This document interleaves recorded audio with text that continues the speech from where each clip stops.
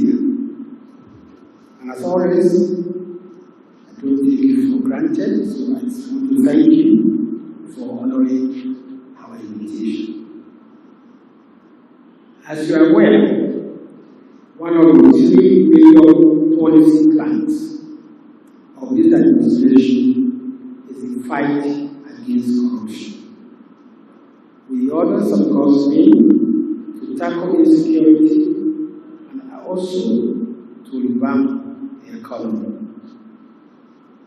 We will be having a series of thematic press conferences on these issues in the days ahead.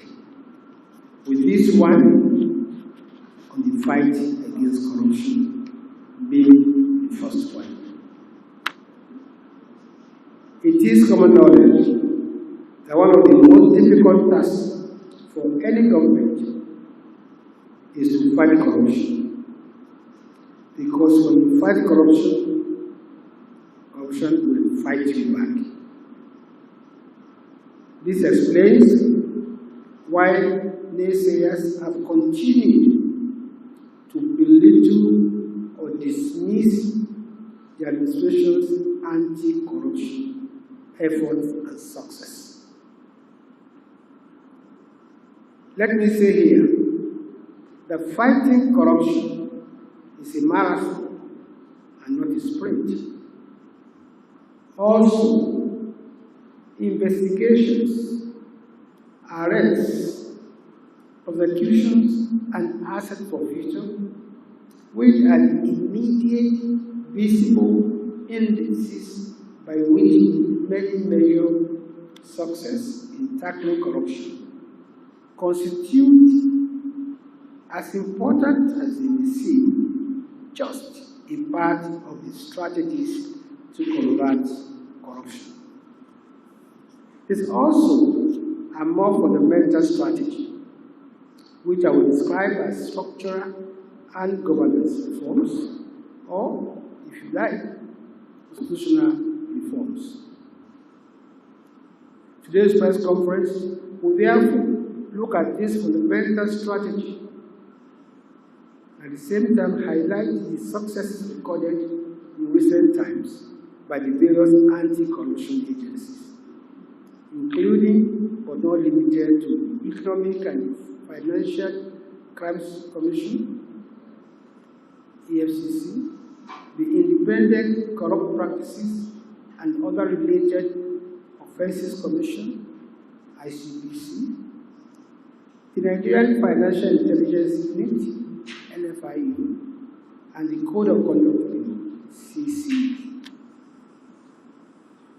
Gentlemen, the Buhari administration has taken bold measures to streamline cumbersome bureaucratic process in the implementation of government policies, check corrupt practices, and ensure accountability in the implementation, as well as delivery of these policies. These reforms are all-inclusive, cutting across all spheres of governance and not excluding even the private sector. They are the Treasury Single Account, the Integrated Personnel and Payroll Information System, IPS, the Petroleum Industry Act, Financial Autonomy, the Petroleum Industry Act, the Financial Autonomy for State Legislature and Judiciary, the Whistleblower Policy, the Access Recovery, Justice and Law Reforms, Nigeria's membership of the Open Government Partnership, as well as the various instruments at the disposal of federal government to track, trace, and stop the flow of illicit funds used in financing terrorist activities within Nigeria, among others. For those who may say that some of these reforms reports that the TSA predate this administration, our response is very simple. What is the use of a policy that is not implemented? This administration has implemented these reforms with fidelity, and the reforms have made a huge impact in preventing corruption. For example, upon assuming office in 2050, President Muhammad Buhari operationalized the TSA, a public accounting system that enables the government to manage its finances, that is both revenue and payments, using a single unified account or a series of linked accounts domiciled at the Central Bank of Nigeria.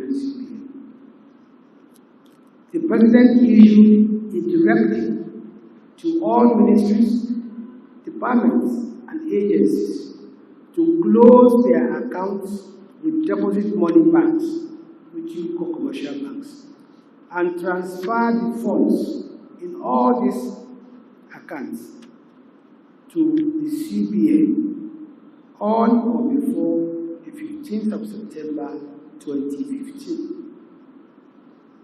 The single treasury account system was launched in 2012, but failed to gain traction until President Muhammad Buhari gave it a fillip. The TSA system has now been implemented in more than 90% of all federal MDs, and this has resulted in the consolidation of more than 17,000 bank accounts previously spread across commercial banks in the country. And this has also resulted in a monthly savings of an average of 4 billion naira in bank charges alone. Also, against stiff opposition, the Buhari administration has expanded the coverage of the IPPIS, that is the Integrated Personnel Payment Information System. The TSA and IPs remain an unfolding revolution in public finance in Nigeria that have incorporated transparency and accountability into the system. The use of BVN to verify the federal government's payroll on the IP's platform has so far led to the detection of over 54,000 fraudulent payroll entries. The federal government has also utilized the BVN system to verify beneficiaries and vendors in the Anchor Borrowers Program, the Empower Program, and the Home School Feeding Program, among others. The whistleblower policy, which is an initiative of the Federal Ministry of Finance, Budget and National Planning, is meant to encourage the voluntary disclosure of information about fraud, bribery, and looted government funds, including financial misconduct and any form of corruption or theft. The whistleblower whose information leads to recovery is entitled to 2.5% to 5% from the recovered funds. Information and tips received are usually referred to the EFCC, ICPC, or NFIU for further painstaking investigations. This policy has helped in the cleansing of IPs, has led to compliance on the TSA, and enhanced the Procurement Act of 2007. As of 2020, a total sum of about 700 billion naira has been recovered through the whistleblower Then there's the Petroleum Industry Act, 2021.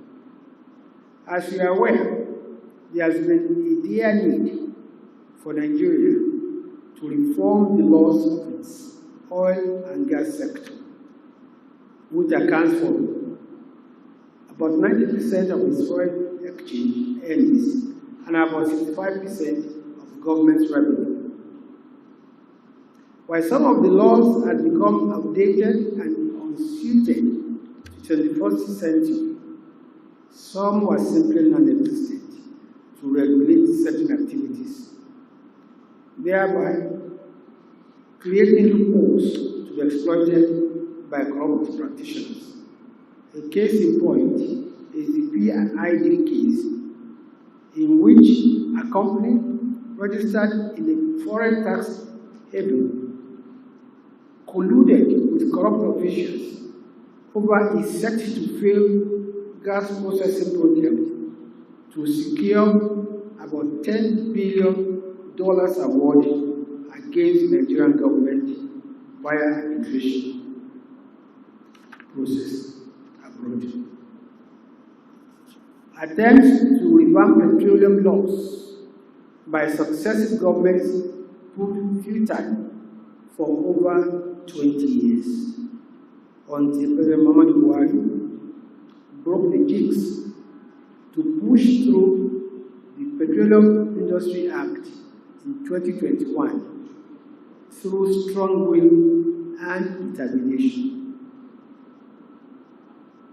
Gentlemen, President Muhammad Buhari signed an executive order in May 2020 that unequivocally granted financial autonomy to state houses of assembly, state judiciaries, as well as the local governments, and the third tier of government. The order also mandated the Accountant General of the Federation to deduct from source funds due to state legislatures and judiciaries from the monthly allocation of states that fail to comply. You must note that lack of financial autonomy for the separate arms of government at the state level is a major structural flaw that is in need of reform. And this has been addressed by the Buhari administration. Also, the financial suffocation of local governments is a major enabler of insecurity and terrorism in the Nigerian countryside.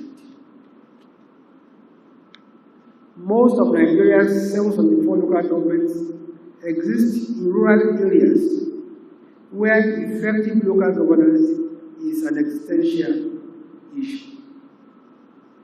To underscore their responsibility to the people, President Muhammad Buhari recently reminded the local government chairmen of their burden of accounting for every kobo allocated to their councils should they fold their arms and allow the sharing to continue by the state governors.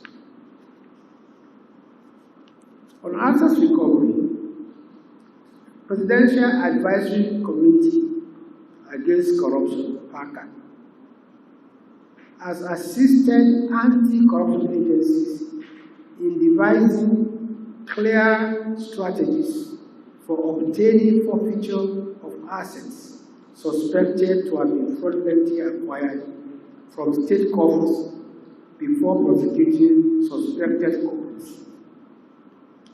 Part of this work has involved painstakingly reviewing existing laws, such as the Money Laundering Act of 2004, the FTC Act of 2004, and the ICPC Act 2000, in order to identify and highlight sections directly conferring powers of forfeiture for Nigeria's anti-corruption agencies.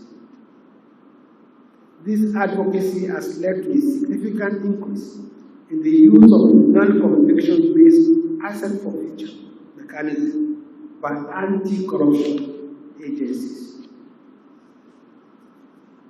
To check terrorism financing in Nigeria, the federal government has deployed a plethora of tools, including the Money Laundering Act 2004, the FCC Act 2004, the ICPC Act 2000, Department of State Services, DSS, and the Nigerian Financial Intelligence Unit, NFIU, to deal with the issue of corruption, money laundering, and terror financing. The ongoing harmonization of bank verification numbers, BVN, with national identification numbers, NIN, is also a means of tracking the flow of funds within Nigeria and by extension, tackling terror financing. Let me now highlight the much more visible activities of some of the various anti-corruption agencies, all of which have been effectively carrying out their mandates.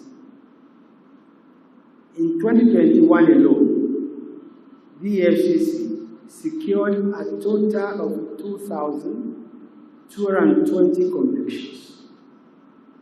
That represents a 127% increase in the number of convictions, which was now at 76, recorded in 2020, and a far cry from the 195 convictions secured in 2016, the 189 in 2017, and the 312 convictions in 2018, and the 1,280 recorded in 2019.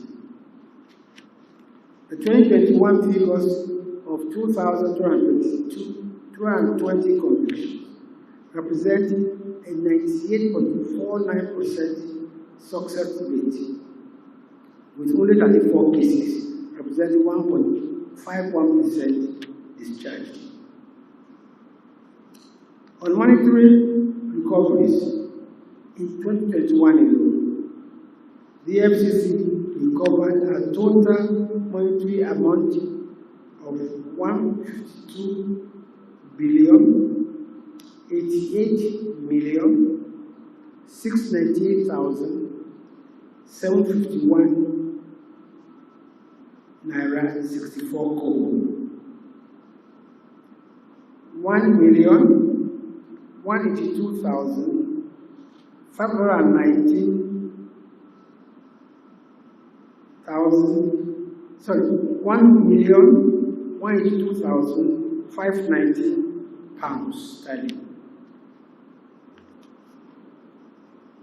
1,723,010 Saudi riyals.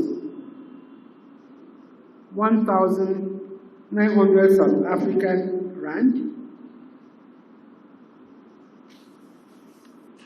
386,220,202 US dollars. 156,246 euros. 1,400 Canadian dollars. 5.369 Bitcoin and 0.091 Ethereum. The last two are digital currencies. The ICPC has played a pivotal role in bringing about structural changes in the operations of the government, especially regarding improvements in MDA's budget utilization, better value for money, improved project completion, service delivery, and higher level of anti-corruption awareness.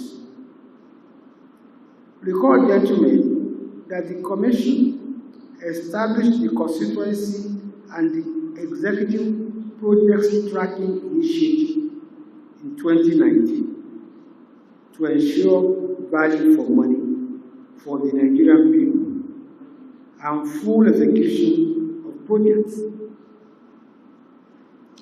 Between 2019 and 2021, ICPC traced 2,000 projects worth 300 billion naira. During the same period, 326 contractors of abandoned projects across the 6 geopolitical zones were forced by the Commission to return to site to complete projects for which they had been paid about 32 billion naira. Also, the ICPC's assets tracing recovery and management project led to the recovery of cash totaling $34.346 billion and US $1.62 million between 2019 and 2021. Also, the Commission's system study and review of personnel and capital boards of MDAs resulted in savings of 261 billion naira to the government between 2019 and 2021. ICPC has also secured 66 convictions from 243 cases it filed in court during the same 3-year period. For its part, the analysis by the Nigerian Financial Intelligence Unit, NFIU, in 2021 revealed 96 financiers of terrorism in Nigeria, 424 associate supporters of the financiers, the involvement of about 123 companies and 33 bureau de change, in addition to identifying 26 suspected bandits, kidnappers, and 7 co-conspirators. The analysis has resulted in the arrest of 45 suspects who will soon face prosecution and seizure of assets. Also, from its analysis of tax evasion and tax avoidance linked to corruption, NFIU has identified 3 trillion 909 707 3 trillion 909 million 3 trillion 909 billion 707 million 678,102 naira in VAT and 3 trillion 773 billion 918 million 335,075 naira with only taxes to the government. This is the analysis. It does not mean they have recovered that. With withholding tax due to the government, that is withholding tax due to the government, NFIU has also sent 1,165 intelligence reports on cases of corruption, money laundering, and other serious offenses to 27 domestic agencies for investigation, prosecution, and asset recovery. On terrorism financing, NFIU had intelligence exchanges on Boko Haram, ISWAP, banditry, kidnapping, and others with 19 other countries. During the same period, that's 2020-2021, the NFIU returned fraudulently obtained funds totaling $103,722,102, 3,000 pounds sterling, 7,625 Singapore dollars, and 1,091 euros to 11 countries of victims who came into the country. There's also the Code of Conduct Bureau, which was established as an institutional response to the observed deterioration in the conduct of public officers, especially because these behavioral changes manifested greatly in the abuse of public office for private gains. The CCB handles, among others, issues of asset declaration by public officials, as well as the verification of the assets. In 2021, CCB issued 125,000 asset declaration forms, out of which 97,201 forms were returned. These figures represent a 48% increase in the number of asset declaration forms issued and 81,000 increase in submission compliance when compared with the previous year.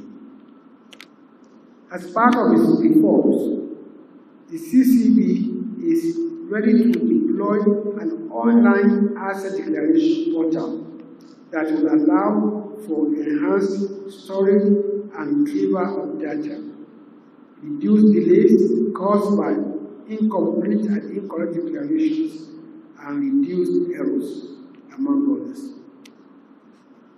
In 2021, the Bureau investigated several cases involving illicit enrichment, conflicts of interest, abuse of office, and ethical breaches, resulting in the filing of over 200 cases before the Code of Conduct Tribunal.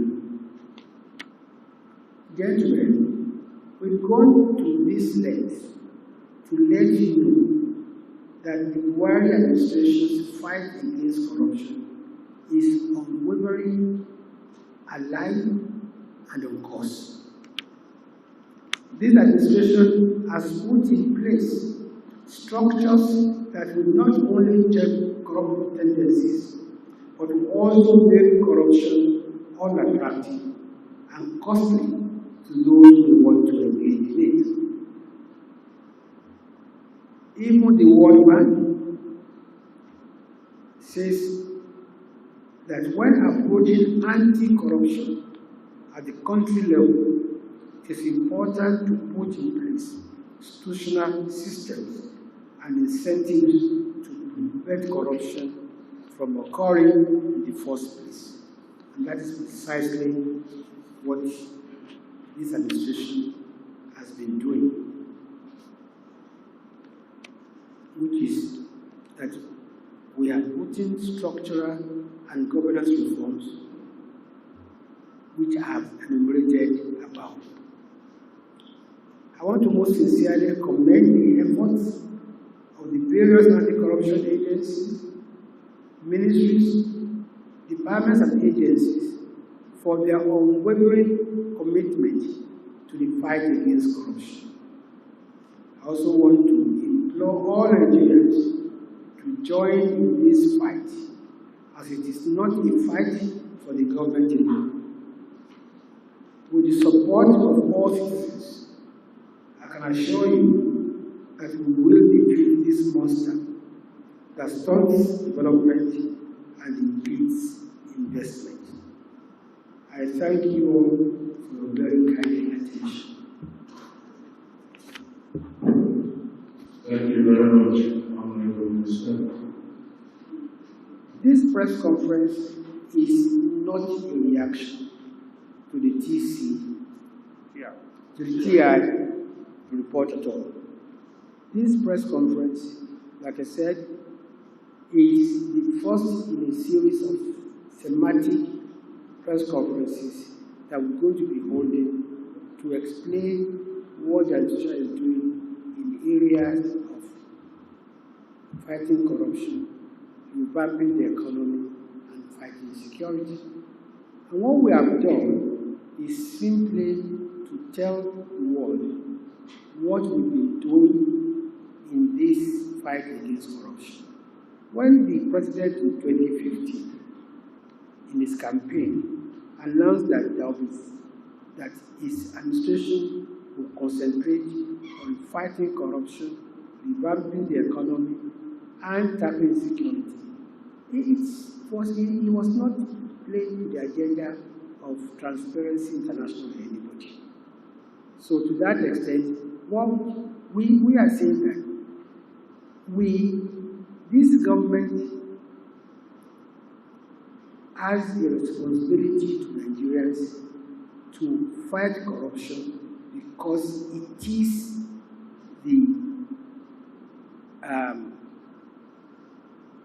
one of the campaign promises of the administration. And what I've tried to do is to detail what we've done in terms of convictions, in terms of recoveries, but more importantly, in terms of the institutional reforms we have carried out, and in terms of the structural platforms that are available today that work every day to fight corruption. Thank you. Clearly, the issue of DSO cannot come in, of course, you know that. We are talking about this is about anti-corruption. Thank you. So, Abraham. I tell NFIU, part of their job is to trace illicit forms, either drugs or terrorism, but they've been able to identify and they will charge to about 45 people who are terrorists who are linked to illicit funding. Two, I did not say 7 trillion was the 10 trillion naira was recovered from either VAT or withholding tax. No. I said analysis, and I think I even stopped to explain that NFIU analyzed, and from that analysis they came out with certain conclusions. I'm glad that you know that issue. Thirdly, IPs. You see, my position on IPs, and I think you should check, to the best of my knowledge, today, ASU is an IPs, to the best of my knowledge. So I don't think it's an issue I want to believe. And if every organization should insist on its own form of accounting and payment, you will not be able to achieve what we have achieved in ensuring that we will fight corruption. I explained to you here that IPs alone led to the detection of 54,000 fraudulent entries, which means 54,000 people were earning money as if they were working for government. So, and when we are fighting corruption, we must take the large perspective. So, but to the best of my knowledge, I do an IPs already on, that ASU is already on IPs. Yes, please.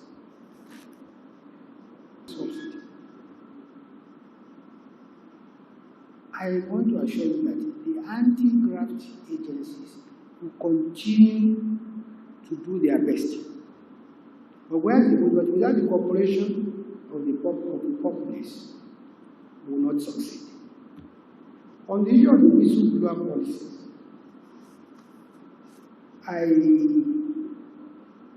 I have very personal experiences where I actually also investigated a lot of so-called allegations.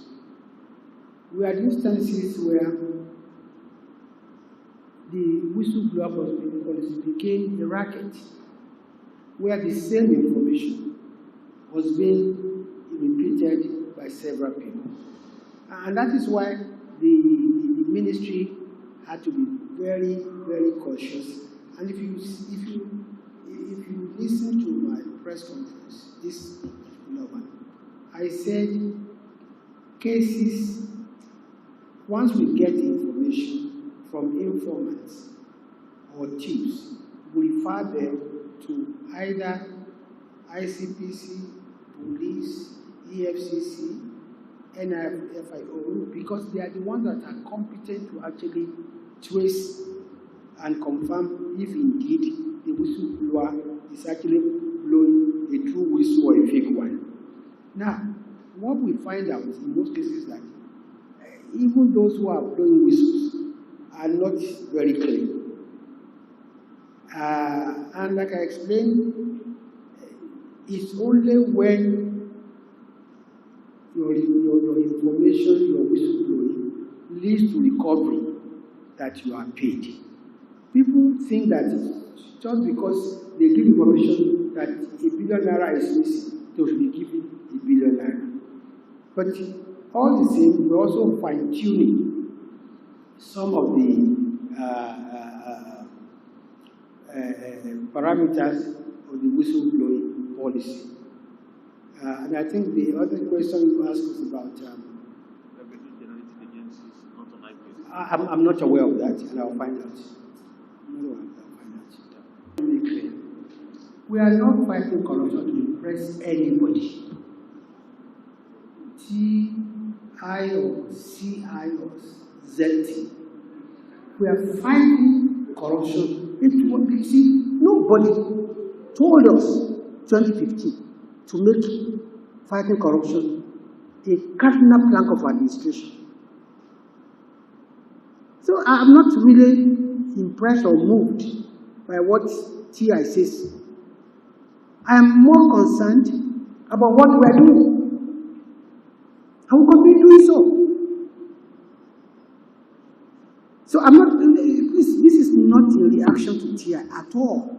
And all I want you to see is that I've told you this is what these are the structural reforms we put in place. Are they true or are they not true? Are they effective or not? I've told you these are the numbers of recovery assets. This is my own mandate, and this is it. Pardon? Look, Amaka, please tell me one country. Tell me one organization why you don't have systemic corruption. Look, all this, let me tell you, if I go to you, and if I go to your organization today, I'm sure there's fraud. No, listen. That is why you have auditors. No, listen. Look, put 2-3 people together. Put money there, you find corruption. Anywhere in the world. Look, some people who have now allocated to themselves the right to say A is corrupt. What is happening in their own systems? This country is not fighting corruption to impress anybody. It's because we recognize that corruption stunts growth. Corruption will not let you grow. It will not let get investment. And that's why the president said, and I told you that, look, the executive order, number 10, is it number 10 about what? the executive order in 2020 that gave financial autonomy to local governments, to state legislatures, to the judiciary. It's one of the most effective ways of fighting corruption. And for them, warn them. He did two things. If I get a complaint that a particular state government is not releasing money due to local government, I will deduct it from its next allocation. And went further to warn the local government chairman, if you continue to collude with your state government and you share local government allocation, on the day of reckoning, you will be made to account for every penny allocated to you. What more do educated government do? You see, I want you to please look at these institutional reforms we put in place. If they are not working, make contribution to them. Look, in churches there's corruption. In mosques there's corruption. Anywhere there's human being, there's corruption. So what I'm talking about? But the point is that, are we folding our arms? We are not. I will continue to do our best to eliminate corruption. But if you stay there and say there's systematic corruption, of course if there's none, there will be no FCC, there will be no NFIU, there will be no SSS.